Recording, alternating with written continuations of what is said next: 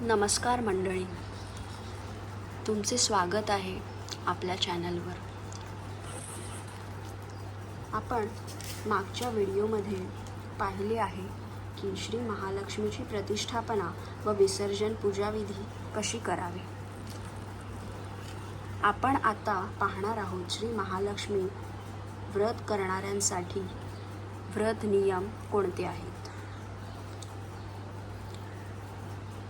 पहिला नियम आहे, हे व्रत समाधान, शांती, ऐश्वर मिळावे म्हणून करावे. तसेच श्री महालक्ष्मीची आपल्यावर सदैव कृपा राहावी म्हणून करायचे आहे. व्रत करणाऱ्याने लवकर उठून स्नान करावे व शरीराने मनाने निर्मळ होऊन पूजाविधी करावा. कोणत्याही महिन्यात शुक्ल पक्षातील पहिल्या गुरुवारी या व्रताची सुरुवात करता येईल. दर गुरुवारी श्री महालक्ष्मी व्रत करून देवीची यथासांग पूजा करावी. अशा प्रकारे 8 गुरुवार हे व्रत करून शेवटच्या गुरुवारी उद्यापन करावे. 1 महिन्याप्रमाणेच वर्षभर दर गुरुवारी हे व्रत चालू ठेवता येते. देवीच्या फोटोसमोर बसून श्री महालक्ष्मी व्रताची कथा व महात्म्य वाचावे.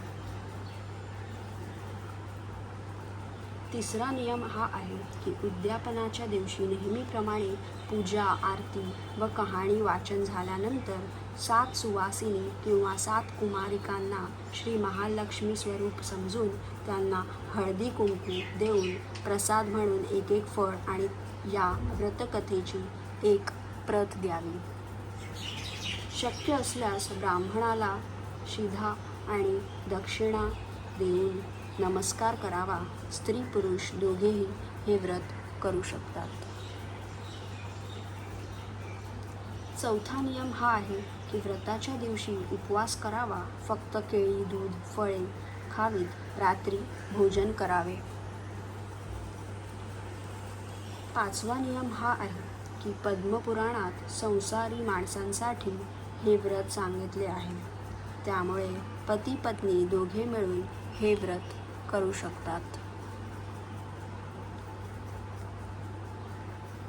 6वा नियम हा आहे की हे व्रत करताना काही आकस्मिक अडचण आली तर पूजा आरती दुसऱ्या कोणाकडूनही करून घ्यावी.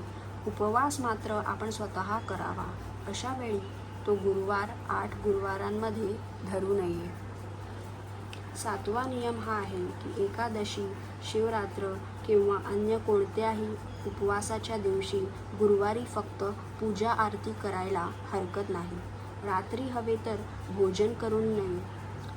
काही कारणास्तव ज्यांना दिवसा हे व्रत करता येत नसेल त्यांनी ते रात्री केले तरी चालेल.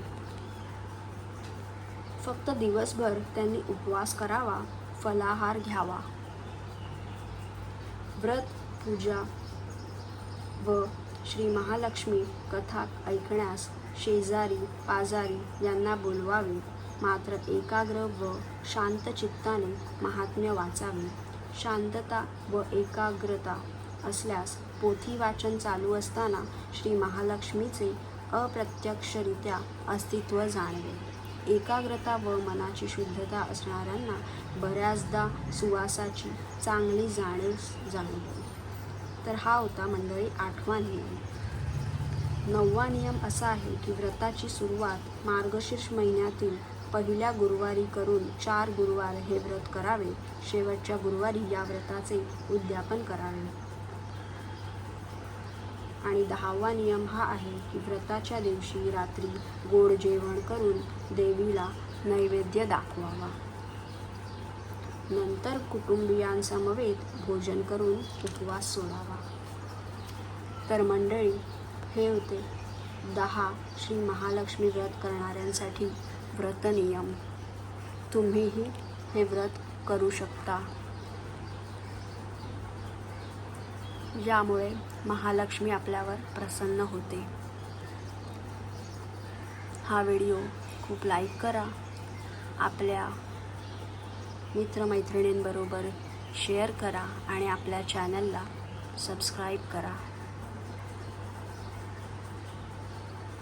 आपण असेच नवीन व्हिडिओ घेऊन भेटत राहू.